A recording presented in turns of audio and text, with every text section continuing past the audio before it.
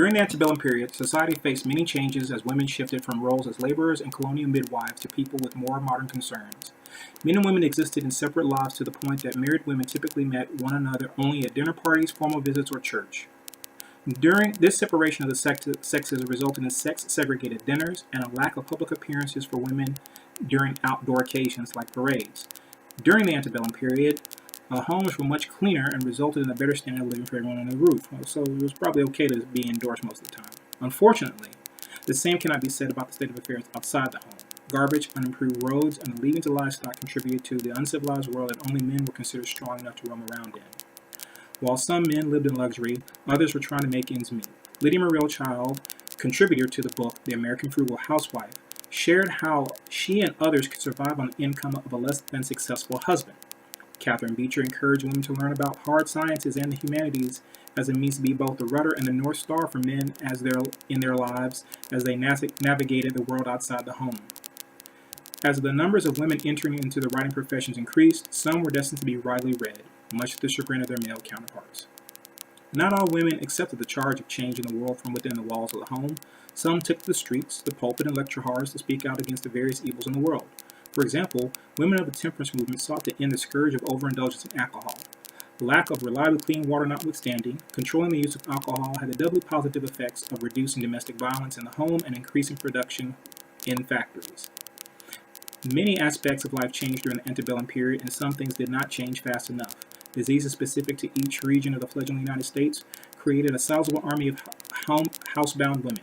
Tuberculosis, malaria, typhoid, and cholera plagued everyone but seemed to have hit women much harder. Alternatively, women afflicted with tuberculosis were sometimes held up as the standard of beauty because of the way the disease leaves its victims with pale skin and rosy cheeks. This terrible disease even became a popular character-ending device in novels, like the character of Eva in Stowe's Uncle Tom's Cabin. Improper care of disease was the only medical problem affecting women. Any woman who was diagnosed to have had a mental illness was subjected to immediate cures like the placing of leeches on the vagina or having liquids injected into the uterus. Further, the shift from childbirths presided over by midwives to those being presided over by male doctors presented new problems. Couple that with the inane duality of placing women on a pedestal stood squarely in the way of common sense during delivery. Some doctors thought it was a good idea to look the other way while delivering a baby while using tools. Increased incidence of prolapsed uterus and lifelong agony associated with fistulas exponentially increased. Solving these problems was not easy in a world where medical experimentation on well-to-do white women was unheard of, let alone the absence of reliable anesthetics to provide pain relief during operations. Lucy, a slave girl and test subject for Dr. J. Marion Sims, was the first woman who successfully had a fistula repaired after a number of attempts. African American women did not share the same life experience as white women during the same time frame.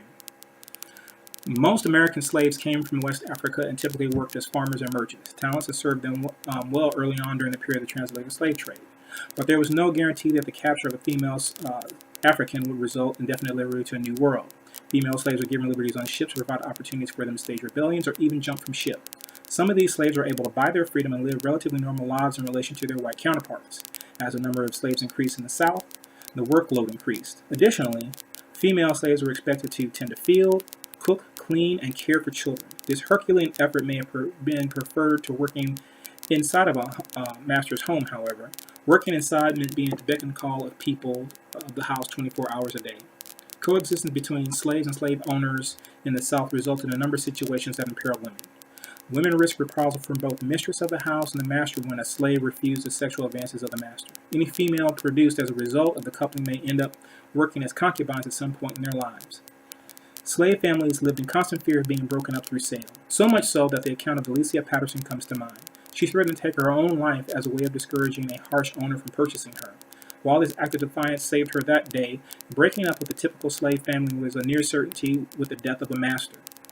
The desires of the most well-meaning slave owner were ignored when death left debt and dowries to pay. Slaves could expect to be sold. Slave women ran away less than men, but most likely because they did not want to leave their families behind. However, one woman did leave the plantation and went back over and over again to lead a number of slaves to freedom to the north. Harriet Tubman. Tubman employed the use of espionage tactics to great success in her endeavors. These same skills became a tool for the Union Army to collect intelligence. abolitionists attempted to quiet the voices of those who spoke out against slavery, Catherine Beecher and the Grimke sisters made great strides beyond the initial efforts of Fanny Wright to reach the masses on the issue. The Grimke sisters went so far as to ban slave-made goods in their home. But white women were the only ones who championed the end of slavery. Freed female slaves did also. Sojourner Truth addressed groups of women and addressed not only the issue of slavery, but also the issues of women's equality, boldly stating that both colored men and women need to get their rights, otherwise the women will become slaves of men. In the South, wealthy white women found themselves running large plantations on their own as husbands sought solace at spas. This led to a special connection that resulted in stark differences between the husband and wife.